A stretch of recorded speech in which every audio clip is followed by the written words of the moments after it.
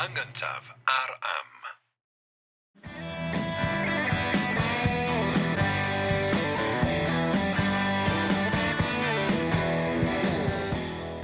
Helo, sy'n Jerry Hunter dwi. A Richard Wyn Jones dwi, a da chi'n gwrando ar bodlediad yr Hen Iaith. A dydy gwir, da chi'n gwrando ar bennod arbennig iawn o bodlediad yr Hen Iaith. Podlediad lle mae'n Americanwr o Cincinnati, Ohio, yn ceisio ddysgu rhywfaint ar fachgen o Ynys Môn. Eisio, mi a ddysgu di. Ti'n dysgu pethau. Pa'n y torri ar draws fy... Dwi'n cyfrannu cyn lleiad y podlediad yma, Jerry. Hwn ydi fy rhannu, oce? Mae o'n ceisio ddysgu rhywfaint ar fachgen o Ynys Môn ynglyn â cyfoeth llenyddiaeth ei iaith ei hun. A mae'r podlediad ar gael drwy'r holl ffrydiau podlediadau. Da ni ar gael ar YouTube, lle mae modd yn gwylio ni hefyd, a da ni ar gael yn gyntaf bob tro, Jerry. Ar am. A mae hon yn bennod arbennig iawn, achos ein bod ni unwaith yn rhagor yn recordio ger bron cynulleidfa fyw. Maen nhw'n hanner byw o leia. Na, mae'n fyw iawn. Maen nhw'n fywiog iawn yma yn Rio Grande. Mewn cynhadledd. Mewn cynhadledd. NAASWCH. Yn Ohio. Yn Brifysgol Rio Grande yn neiddwyr yn Ohio. Ie. Fy halaeth enedigol. Ardal sydd ar gyrraedd. Wel, di o'n yr Appalachian? Mae pobl dweud Ohio Appalachiaid. Mae'r Appalachiaid yn dros yr afon. Sy'n o, ie. Dych chi'n mynd ychydig dros yr afon, ond dych chi'n West Virginia, felly bendant, Appalachian, Ohio. A rhyw 2 awr hanner os ygys di dy fagu, Jerry. Cincinnati. Y ddinas fawr ddrwg i'r gorllewin. Glas i di rhyw dro. Yn Cincinnati. Ond mae'n ardal fo man yn neiddwyr yn Ohio, Jackson County, Gallia County, lle nath llawer iawn o Gymru yn benna o Geredigion ymsefydlu. Mi oedd y gymuned Gymraeg ddiwiog iawn yma. Mae'n y Gymraeg yn cael ei siarad gan rhai o'r trigolion lleol o hun. Mae'n o'r yma yn y ffrisa. Does arbennig i chi. Ac felly dyma ni. Felly, beth da ni'n neud? Wel, dwi eisiau sôn ychydig bach am ddechrau'r wasg gyfnodol Gymraeg yn yr Unol Daleithiau. Iawn? Gwych. Felly, dyn ni wedi trafod mewn pennod gynharach o ffaith bod yna ambell destun Cymraeg ynysig fel marwnad Lewis Morris gan Rhannu Trysorau wedi sgwennu yn America, ond oedd o ddim traddodiad llenyddol, ddim ddiwylliant, dim is-adeiledd gan Gymraeg America neu Americanwyr Cymraeg Iaith. Ond rwan, dyn ni sôn gyfnod pan dyn ni'n cyrraedd y 40 mae cymunedau Cymraeg wedi bod yn bwrw greiddiau, yn tyfu, ac felly mae yna foddion i gynnal diwylliant llenyddol bywiog a gwasg Gymraeg. A mae di'n cofio, Jerry, gan bod ni'n, jyst i gyfeirio'r gwrandawyr, ddaren ni recordio pennod arbennig arall ar dy gyfrol di, beth enw'r gyfrol ar dros gamder sydd yn trafod cymunedau Cymraeg o gylch... Sy'n Wisconsin. Sy'n Wisconsin. Os gen i chi ddiddordeb, mae yna fwy o'r stwff yma, ond da ni'n mynd i drafod o war. Ond da ni'n Ohio. Da ni'n Ohio, felly da ni'n mynd yn blwyfo. O ran ychydig o gyd-destun da, o ran faint o Gymru a oedd yn America yn y cyfnod. Wel, dim yn gwybod yn union, 1850 oedd y tro cynta i gyfrifiad yn Unol Daleithiau gofnodi man geni mewn dditwyr lle, ac mae'r cyfrifiad yn dweud yn 1850 bod bron 10,000 ar hugain o bobl wedi geni yng Nghymru yn byw yn America. 29,868 rhywbeth fel yna. Ac mae'n debyg bod y fwy achos weithio doedd pobl o Sir Fynwy ddim yn cael eu cynnwys fel Cymru, the llonga'n mynd o Lerpwl yn aml, felly mae'n cael eu cyfrifo Saesneg weithiau, ond o leia 30,000 o bobl wedi geni yng Nghymru yn byw yn yr Unol Daleithiau yn 1850, ac mi fysa hyn i gyd yn siarad Cymraeg, a rhan fwy yn uniaith Gymraeg ar gyrraedd America, a hefyd plant, mae'n debyg. Yn aml iawn, oedd ei plant yn cael ei magu siarad Cymraeg, a plant i plant. A dwi wedi cofio pan o'n i'n yr ardal hon, o gwmpas Rio Grande, Oak Hill, Ohio. 20 mlynedd yn ôl, mes i gwrdd â rhywun a oedd yn siarad Cymraeg a wedi i geni yma yn siarad Cymraeg ac fath i theulu yma yn y 1840, Felly, felly, os ydych chi'n meddwl am pobl yn cael teuluoedd mawr a'r Gymraeg yn para am rai cynhadledd, faint o Americanwyr ddod i siarad Cymraeg, dwi'n mynd gwybod, ond lot, de. So, jyst sôn am hyn, a da ni'n mynd i wlad wahanol iawn, ond jyst y cysylltiad ar ffordd y Gymraeg yn cael ei ffasio ymlaen. Dwi'n gwybod os ti'n gwybod hyn, Jerry, fi sy'n byw yn Awstralia am gyfnod. Dwi'n gwybod hynna. Tair ar 10. A dda ni'n mynd fyny i weld teulu yn Queensland. Da ni eisiau gyfarfod Uncle Ieuan, oedden ni'n galw o. Oedd wedi bod yn gawboi yn y Northern Territories, reit? Oedd erioed wedi bod yn Nghymru. Erioed wedi bod ar gyfyl Cymru. Ac oedd gyda fo, oedd o'n siarad Cymraeg efo acen dyffryn clwyd hollol berffaith. Oedd o'n rhyfeddol. Oedd o fel rhywun oedd yn camu allan o dechrau'r ugeinfed ganrif yng Nghymru. Felly, oedd yr diaspora o'r iaith am o'n un, weithio mwy cynulleidfa. Felly, o ran y cymunedau, so chi bach efo boblogaeth yn y diaspora of America, o ran is-adeiledd i cymunedau, wrth gwrs, mi oedden nhw i gyd yn ymneilltuwyr, mi oedd y capeli yn bwysig, adeiladu capel, ac oedd y capel wrth gwrs yn ganolfan grefyddol, ond hefyd yn ganolfan i ddiwylliant. Mi oedd y gymdeithasau o fath o gynnwys rhai llenyddol yn cael eu cynnal mewn capeli ac yn y blaen. A wedyn dyn ni'n gweld cymdeithasau eraill, rhai gwleidyddol, rhai gwrth gaethwol weithiau, pob math o bethau. A wedyn, yr hyn sy'n hynod bwysig o safpwynt cynnal diwylliant llenyddol yw'r wasg gyfnodol. Papurau newydd, cylchgronau. A mae'r wasg gyfnodol Gymraeg yn dechrau yn y 1830au yn y wlad hon. Mi oedd yna ymdrech aflwyddiau hynny yn 1832 gyda Gymraeg America, cylchgrawn dwyieithog, Cymraeg Saesneg gyda Gymraeg America fethodd ar ôl chydig o fisoedd. Dwi'n meddwl er y ffaith i fod yn ddwyieithog, achos mae'r llawer o ymfudwyr yma yn uniaith Gymraeg, ac mae'n ddigon o bapur o Saesneg ar gael. Ond wedyn, y cylchgrawn cyntaf i lwyddo oedd y cyfaill o'r Hen Wlad yn America. Oedd yn cael ei gyhoeddi ar ran enwad y Methodistiaid Calfinaidd, ond yn ceisio... Dyna deall ein goth, ie. Yr un gorau.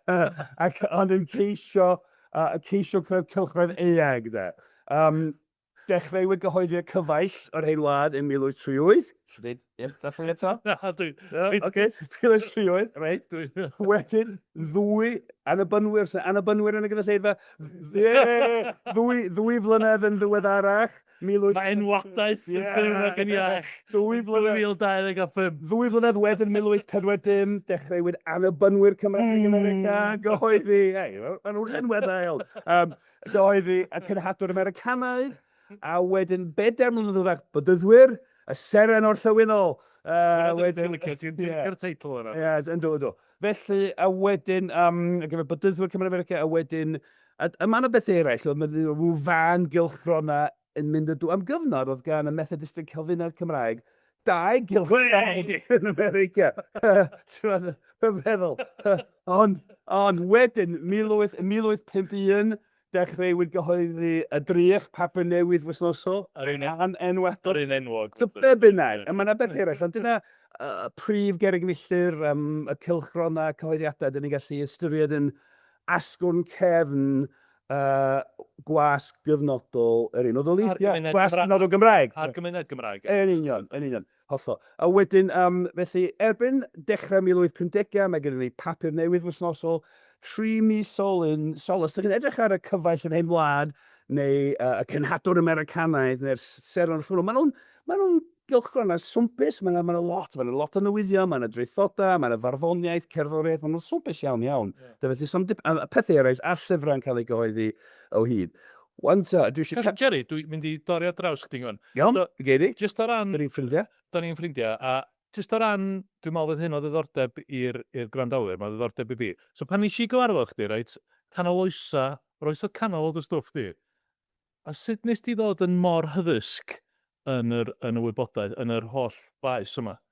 Be oedd y broses i rwy'n symud o... Cos pan nes ti i Gymru a pan nes i gyfarfod chdi, yr oesodd canol o bob dim gen ti.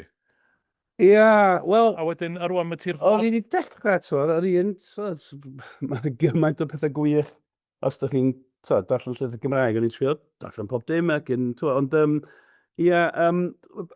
rhywbeth penodol iawn, dweud i gwir, pan o'n i Aberystwyth, ys i adre dolyg yn ôl i Cincinnati un nadolig yn yr 1980au, yn dangos yn hoed. Ac dolyg yna, ges i anrheg gan fy llyschwaer Joyce, oedd hi'n y brifysgol yn Columbus, ac oedd mewn siop lyfrau ar law, dath i ar draws llyfr Cymraeg oedd wedi cael ei gyhoeddi am America.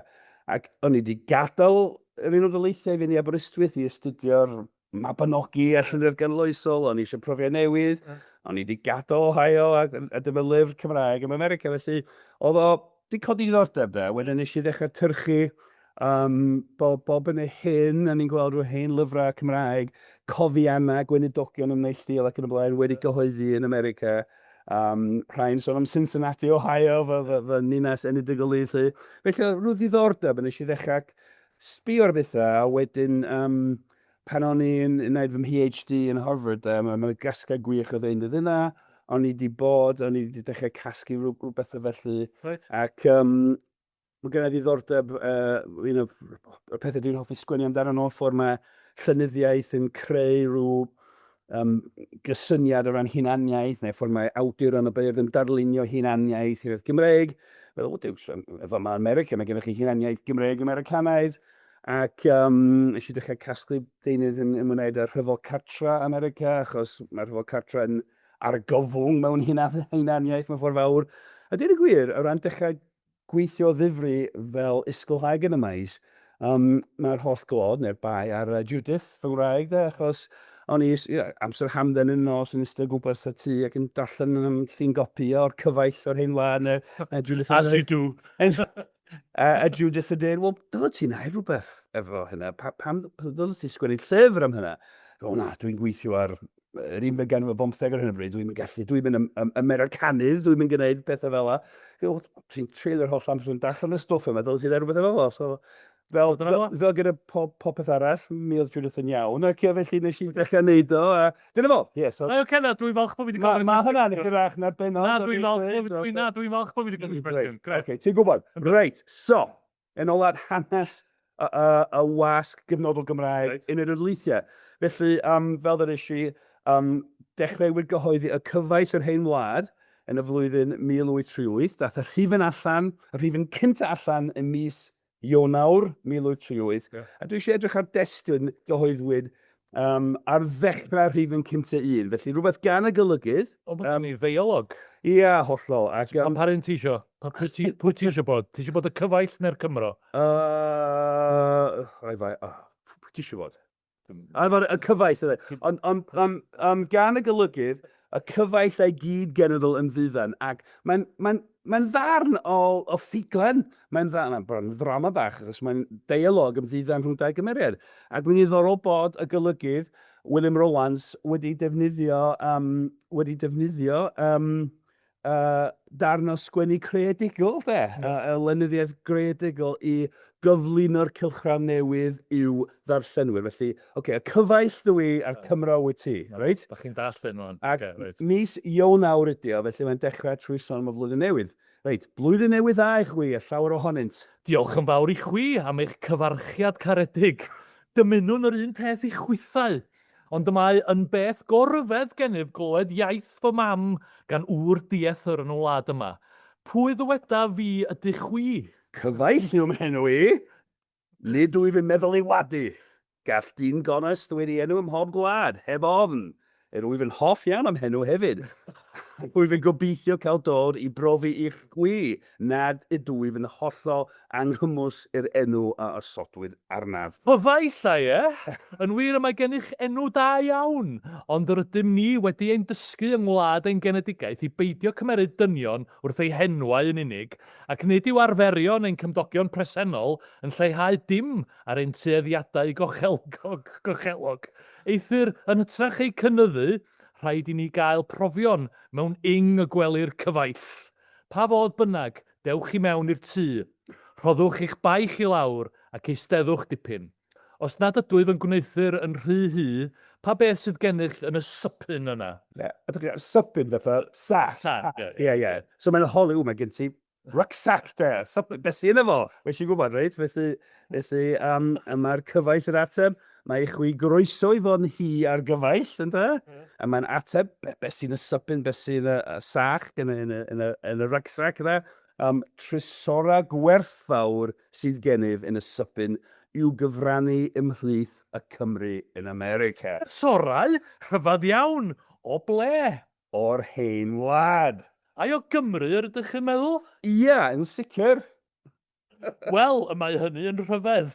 Nynhia dawsom yr Hen Wlad i chwilio am drysorau yn y wlad hon, ac yr oeddem wedi anobeithio gweled lliw trysorau Cymru byth. Ond y mae'n rhaid bod gennych chwythau ewinedd cyffeleb i nebiw chodonosor cyn i chwi a thael crafu y fath bwn. A wedyn pwyllwch, yr ydych yn cam syniad nat y drysorau. Felly mae'n dechrau. Mae'n ymlaen am byth. Ond yr hyn sy'n wych yma, mae'n awr beth gwych amdano fo de.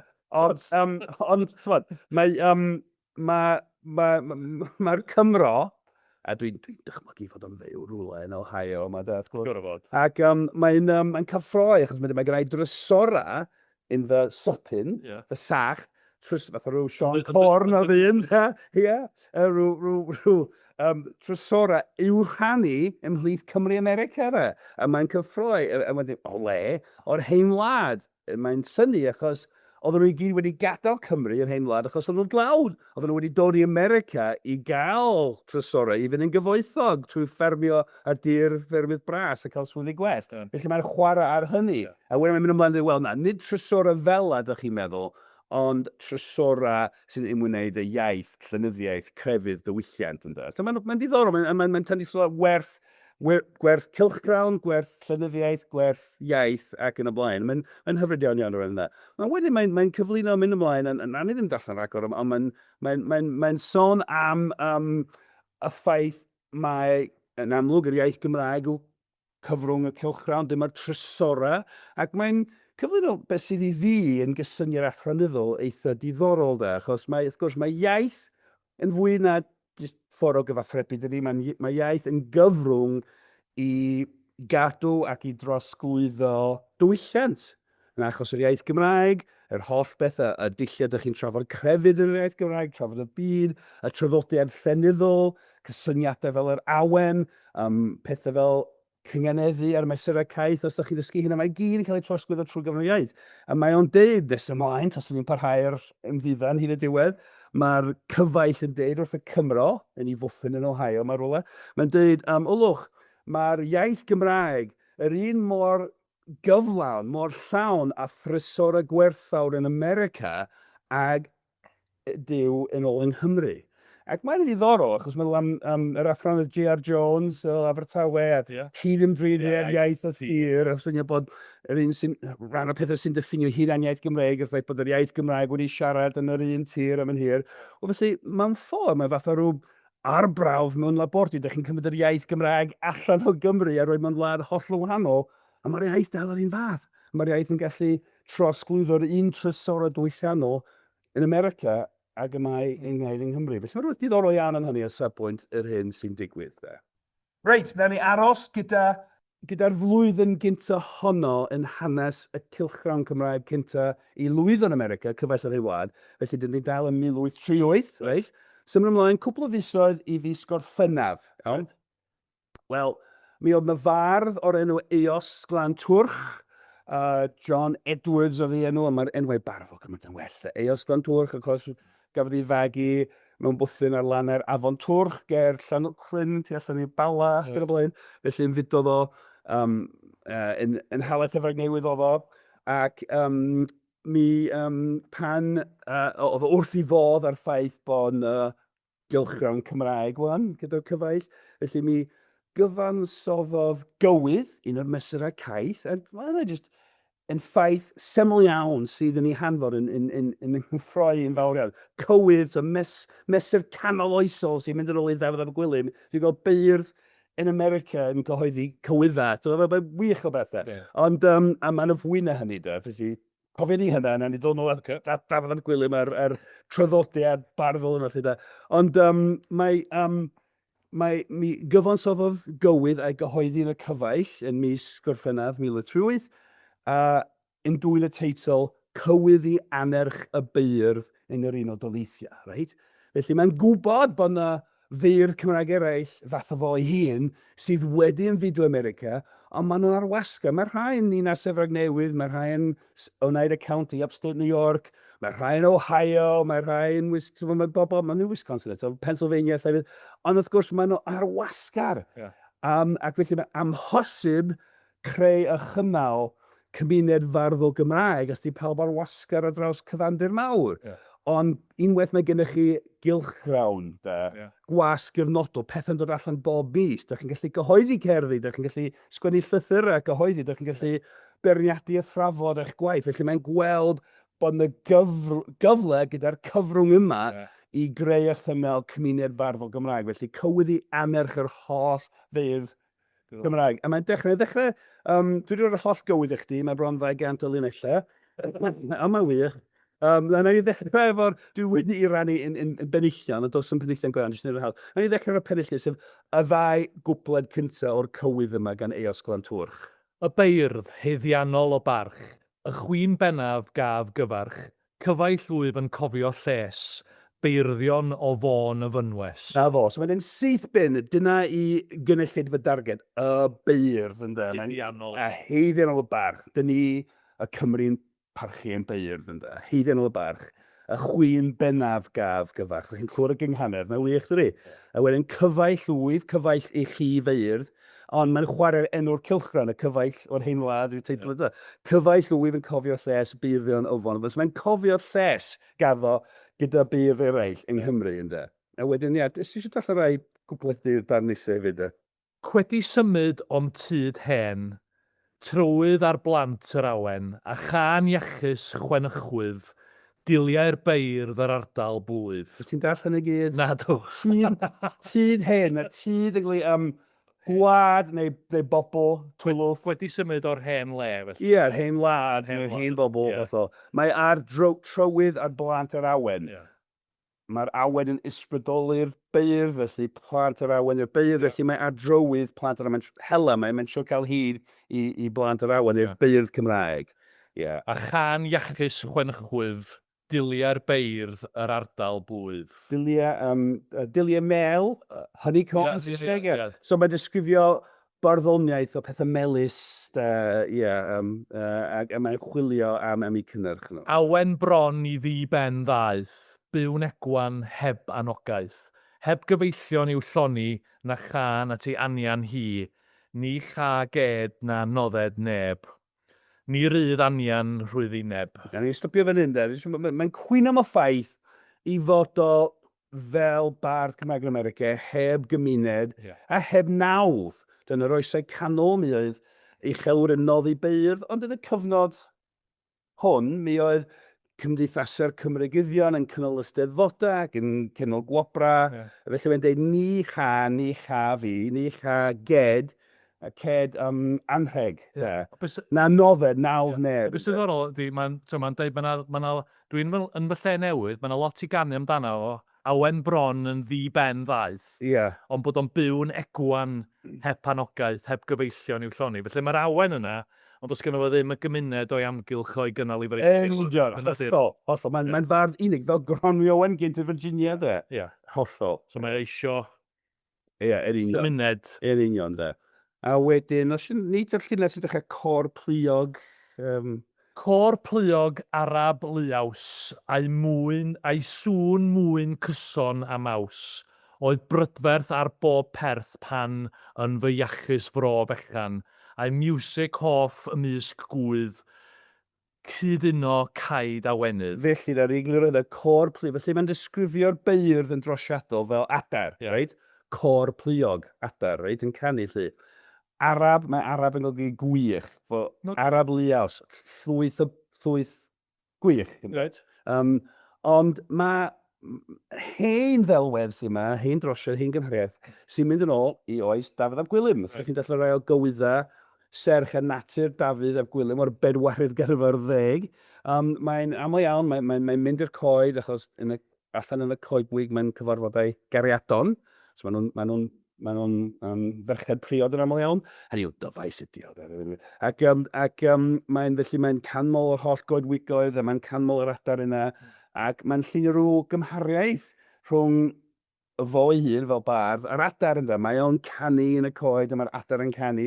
Felly mae'n cydio yn yr hen draddodiad hwnnw ac yn disgrifio'r beirdd Cymraeg fel cor pliog sy'n canu yn hyfryd. A mae'n yn fy iachus fro fechan, fy hen fro iach, ynddo, ochrau Llanwchlyn, ochr Bachla, ynddo.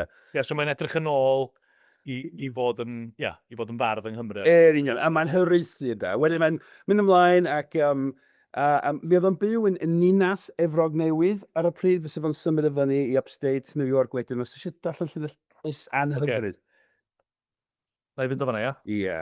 Ys Anhyfryd sŵn Efrog, un fronfaith y chwaith na chog, drawn y llwyn heb droen ei llais, a'r nos gleuar nis clywais. Na fo, felly, na fo. A mae'n wych, Ys Anhyfryd, mae'n mithwedd yn hyn ffasiwn, mae'n Gymraeg canol bron yn ganol oesol. Mae sŵn Efrog yn anhyfryd, Ys Anhyfryd yn Efrog. Mae'n wych, mae'n galw Efrog Newydd yn Efrog. Dinas fawr swnllyd yn da. Dwi'n gallu clywed bronfraith na chog yn canu yna, da. Na wych iawn iawn. A wedyn, lle nawn ni, a wedyn mae'n mynd yma, mae'n cwyn am hynna i gyd, mae'n gywydd hir iawn iawn. A wedyn, tu'r diwedd y darn yna, allai ddarllen i fi un, mae'n deud, mae'n cyfarch y beirdd eto, mae'n dweud eithyr chwi yr adar Cymraeg sydd ddim ar wasg yn America, chwi sydd ymaith ar chwal. Dechrau ar chwal yn America. Eithyr chwi sydd ymaith ar chwal, hynny yw hydwyneb gwlad anial. Dwi'n cofio Rio Grande yn disgrifio Virginia fel bro, coedydd, gestydd, felly hydwyneb gwlad anial. Mal, so fel, mal, adar, rhwysgar, esgyll, a wylltwyd draw a bost dryll. Wedi ysgar yn dysgyn gyda braw ar goed ebyn. Felly mae'r beirdd Cymraeg sydd wedi America, maen nhw fel adar sydd wedi ei gwylltio, wedi dachbyn gyda bost dryll, ergyd gwn. So wedi mynd i bod cyfeir. Dychmygu ffarmwr yn mynd allan yn seithi shotgun, a mae'r holl adar yn hedfan da. Felly maen nhw wedi dychrau bob gyr, maen nhw'n cludo yn y coed ar draws y cyfandir mawr yma da. So dyna ddelwedd. A beth sy'n wych amdano fo, fy marn ni, rhywun sy'n mwynhau astudio holl draddodiad Llyfr Cymru o'r dechrau hyd heddiw da, yw ffaith bod gennym ni'r ddelweddaeth ganol oesol. Dyna ni'n gweld mewn cymaint o gwyddau yn yr oesau canol diweddar, yn sôn am gannu'n y coedwig ac yn cyffylybu'r bar ar adar. Ond mae rhywbeth diddorol am hyn, achos mi oedd coedwigoedd Cymru wedi dyfannu bod pwrpas efo'r hyn. Ambell goedwig mewn dyffryn serth. Ond yn gyntaf, yn dechrau yn 11 ganrif 15, bydd nhw'n torri coed i borthu ffwrneisi haearn. Mae yna gerdd Gymraeg nath ni drafod yn yr ail gyfres yn cwyno am y ffaith yn rhoi y bai ar y Saeson am dorri coeglyn cynnon i borthu'r ffwrneisi haearn. Wedyn, y defaid yn da, torri coedydd, a wedyn uchelwyr Baris yn ymestyn i Stada, cymryd tir comin, ac yn torri coedydd. Dyn ni'n gyfarwydd â'n tirwedd yng Nghymru gyda'r llethra moel a'r mynyddoedd. Ond coed bron i man, oedden nhw'n deud bod gwiwer yn yr oesau canol yn gallu mynd o ochrau Caerdydd neu Went i lan y Fennau yn Arfon heb gyffwrdd ddeiar o goeden i goeden da. Ond erbyn oes Eos Glantwrch pan nath o adol Cymru gyfer America, mi oedd Cymru yn foel iawn da. Ond dyma fo'n yn ymsefydlu mewn gwlad newydd sy'n llawn coed. Gogledd America yn wedi rhan lle yn byw, talaith Efrog Newydd, coedwig ym mhob man. Felly mae yna hen ddelwedd, hen ddull o ganu Cymraeg o'r oesau canol oedd yn gwneud fwy o synwyr yn America nag oedd yn Nghymru bellach. Sy'n wych, dydi? Ti'n deud hwnna fo balchder Americanaidd, Jerry? Do'n i'n sylwi bod ti'n wir yn falch o dy yn y fan hyn. Dwi'n falch yn coedwigoedd. Ie. Wedyn mae'n sôn am, dyda'r nes ydych chi'n gweld dwi'n pennis, pedwar. Oce. Mae hon yn gerdd hir iawn bobl, dyna pan mae ni'n cael traffa'r ffindio fo. Reit, pan nhw'n so, os ydych dechrau, mae'n egluro beth mae'n neud wan. Dod wedi mawr ddistawrwydd, i'ch annog ymserchog swydd, neu enyn eich dawn anwyl i godi gan gadw gwyl. Chwythau gewch elwch weithian, odfa cu adfer can. Chwiliaf, nid oedaf yn awr, gonglau coediog eang lawr. Yr Amerig faith, drigfod, am ein beirdd sydd yma'n bod. So dyna mae am wneud, chwiliaf, gonglau coediog, eang lawr, cyfandir mawr, yr Amerig faith, trigfod, lle mae'n beirdd yn byw. So mae am... Am ein beirdd sydd yma'n bod. Yn union. Felly mae am gychwyn ar daith i chwilio amdano nhw. A wedyn trwy gyfrwng i ddychymyg, mae'n mynd ar daith o gwmpas yr Unol Daleithiau ac yn casglu ynghyd yr holl feirdd Cymraeg oedd yn gwybod amdano nhw. A mae'n neud o, yn i ddychymyg, ond hefyd mae'n neud o go iawn trwy gyfrwng y cylchgrawn mewn ffordd ynddo. A mae'n dweud, na i ddarllen chi nesaf, mae'n dechrau ar ei stepan drws ei hun, oedd yn byw yn Ninas Efrog Newydd, felly mae'n dechrau o Efrog enwog yn wir, Llundain y gorllewindir. Mae'n wych yn ysgrifennu Efrog Newydd fel Llundain, tir y gorllewin, Llundain y gorllewindir, o Efrog enwog yn wir, Llundain y gorllewindir, yn fwy'n rhaid cychwyn os caf, i'w chôl a ddychwelaf yn gynt rhoddaf ymhres, mae'n creu rhestr o feirdd, yn gynta rhoddaf ymhres, William ab Iowan Hylles, fydd William ab Iowan yn fardd Cymraeg oedd yn byw yn Ninas Efrog Newydd. Mae'n mynd, mae'n ganol ddawnusŵr o'r ddinas hon, ddawrygyr gan Efrocion, mae'n cymreigio'r gair New Yorkers, Efrocion, mae'n gael o New Yorkers, ac yn y blaen, a mae'n mynd ymlaen, a mae'n rhestru gampa, mae'n deud bod William ab Iowan wedi ennill yn steddfod y fenni yn ôl yng Nghymru, a rhywbeth o felly, gŵr mawr o Fromeirion ydi o, a wedyn, wel, darllen di yn dad nesaf, 6 sydd yn wedyn ar ôl... Wedyn, buan symudaf i'r ynys hir y nesaf. Be di'r ynys hir? Long Island. Long Island, New York. Wedyn, buan symudaf i'r ynys hir y nesaf, at Wilym fardd ers talwm fu a'i esgyd ddawn yn cysgu. Nid prydhepian weithiau'n yw, ond cainadeg can ydyw. Ie, a wedyn mynd ymlaen, mae'n gwybod byddwch lôn, brydyddion da, rhaid rhoi naid hyd o neida, swydd o neida, o neida county lle oedd Utica yn gymaint o ganolfan i Gymraeg America. Felly mae'n gwybod, o, dych chi'n o neida yn swnio'n achos dwi'n sôn amdano chi eto. Byddwch lôn, rhaid o neud i o neida. Ond beth sy'n wych, cywydd sy'n yma, mesur caeth, felly mae yna gynghanedd ym mhob llinell. Mae'r gynghanedd yn gaeth iawn, ond mae'n cynghaneddu enw Americanaidd o neida mewn cerdd Gymraeg. Byddwch lôn, brydyddion da, rhaid rhoi naid hyd o neud da. Wych, mae'n dechrau restru'r holl feirdd Cymraeg sy'n byw yn o neud y county. Beth sy'n ddiddorol, mae'n cysylltu lot o'r enwan efo'r man yng Nghymru, maen nhw'n gysylltiedig efo fo'n reiddiol. Yn y gysylltu yn y rhywun. Maen nhw'n bresenoldeb Americanaidd, ond mae hefyd yn cyfeirio at y rhan o Gymru. So dwi'n gweld, mae yna rwy'n o Sir Geredigion yn mynd yn, mae yna rwy'n o Meirion, rwy'n o Maentwrog. Dwi eisiau ti, ddim i bennis naw. Dwi eisiau ti ddallan o'r llunedfa hyn, achos dyn ni'n cyrraedd rhywle arbennig iawn. A mae'n sôn am le arbennig yn Cymru hefyd. Ydy gwylwyr, dy bobl sydd ddim, mae grandawyr methu gweld Chris T, Jerry, ond mae Jerry hefo Chris T yn dweud Made in Ohio. A mae hwnna'n bach o hint i chi o beth sy'n digwydd nesaf. Mynaf bellach am enid, chwilio Ohio ar hyd. Am unig fardd mynegfus, gorau ei len ger ei lys. Un Hyw Sion, hy was heini, gŵr o fôn a garwy fi, mwynol ei awenol waith, o synwyr a chysoniaeth. Ie. Doedd o ddim yn gyfarwydd y beirdd Jackson County Gaeleg eto. So, Sir Fôn ac Ohio, mae fel y link agoriadol ti'n ei bob tro fo'r huniaeth. That's it, dara. A wedyn mae'n mynd ymlaen, mae'n sôn am dre'r Pwlla, Minersville, a mae'n Cymreigio'r holl enwau Minersville, dre'r Pwlla, ac enwi'r holl bobl yma. A wedyn mae'n bron 200 o linellau felly, mae'n gywydd iawn. Wedyn ar y diwedd, mae'n dod nôl at y cylchgrawn ei hun, a mae'n canmol y cylchgrawn ar golygydd, a mae'n deud wrth y beirdd, olwch, rhaid ni cymryd crefft o ddifri, maen nhw'n gwasanaethu trwy gyhoeddi'r cylchgrawn yma, ond rhaid ni sicrhau bod ni'n sgwennu yn dda, felly.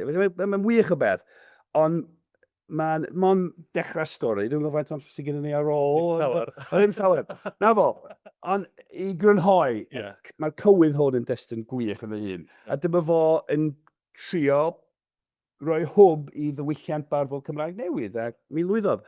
Cwbl o fisoedd wedyn, mi gyhoeddwyd cywydd arall gan fardd. Dwi'n gwybod be oedd ei enw, neu henw go iawn, ond mi oedd yn defnyddio'r ffigen o Mwyalchen Glan Wnion. Ac mae'r bardd yna yn cwyno am y ffaith nad oedd Eos Glan Twrch wedi enwi yn y cywydd yma. Ac teitl y cywydd hwnnw yw cywydd yr ham. Nid ham fel pig moch, ond ham fel paham o myfanwy de. Paham, pam. So, yr achos, so pa achos. Pam nes ti ddim sôn amdana I yn dy gywydd yda? A mae'n cwyno. A wedyn atebodd Eosgon Twrch gyda cywydd arall yn dweud, ond mae'n ddrwg gen I, ddim yn gwybod amdana ti. Ond mae'n gwneud hyn mewn cywyddau hir, gyda lot o ddyfais, ac maen nhw'n parhau ar ddyfais mwyalchen a Eos, dau aderyn yn canu i'w gilydd, a maen dychanu gilydd, ac chwod, rhyw fath o fi sydd yn hoffi studio'r barddoniaeth ganoloesol hefyd, ti'n cofio i ni drafod traddodiad ymryson yn oes ac canol beirdd yn ymrysona yn cystadlu gyda chywyddau'n dadlau ynghylch ffynhonnell yr awen neu'n cystadlu dros nawdd gyda chywyddau, hen drafodydd, wel dyma ni, mae gyda ni ymryson mewn cywyddau ar didalennau cylchgrawn Cymraeg Americanaidd yn y 1830au a 1840au, felly mae hynny'n gyffroes. Mae o'n gyffroes iawn. Diolch Jerry, wir wedi mwynhau hynny, a wedi mwynhau dy gyffro a dy wladgarwch dir yn dod i'r amlwg. Felly, diolch... Bro garwch. Talaith garwch. Talaith garwch, be bynnag. Diolch i Jerry, diolch i'r gynulleidfa sydd wedi bod efo ni. Diolch i Mark o Michigan Tech sydd wedi menthyg cyfrifiadur. A Dan o Brifysgol Rio Grande. Sydd wedi blygio fo fewn. Trefnwyr naswf. A trefnwyr naswf. Felly, i orffan, cofiwch bod yr hen iaith ar gael drwy'r holl ffrydiau podlediadau. Dyn ni ar gael ar YouTube, lle mae modd yn gwylio ni hefyd. Dyn ni ar gael yn gyntaf ar Am. Mae Jerry yn paratoi talfyriad Saesneg o bob un o'r penodau yma i nation.cymru. Da ni wir yn gofyn yn garedig i chi roi gwybod i bobl am fodolaeth y pod, achos mae gennym ni gyllideb hysbysebu o faint, Jerry? Dim. Yn union. Felly, da ni'n dibynnu arna chi i roi gwybod i bobl am fodolaeth y pod. So beth arall yna i'n dweud? Hwyl fawr. Hwyl fawr.